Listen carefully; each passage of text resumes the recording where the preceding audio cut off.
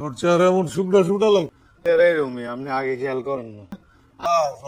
মনে হইতেছে তুই কিছু খাস নাই। তুই কি কিছু খাস নাই? খাইছি আর হাট বড়া কিছু ডেলিভারি আছে দিয়া খাইলিস। কিছু খান লাগতো না ভাইয়া, আর ডেলিভারি দিউম কিনলে আপনি চাকরি ছাড়িয়ে গেছি। বেটা জামাই বউ এক লগে থাকলে কত ঝগড়া ঝাঁটি হয়, মারামারি হয়।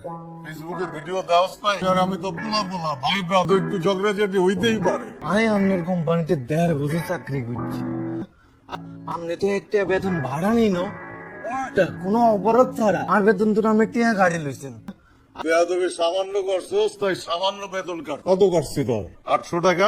এই ধর 1000 টাকা বস হিসাবে তোর টিপস দিলাম, ধর।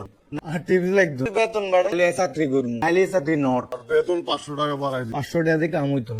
আর বেতন যদি 80,000 টাকা, 16,000 টাকা করেন তাইলে চাকরি করুন। যখন যদি আমার কোম্পানিতে 1.5 বছর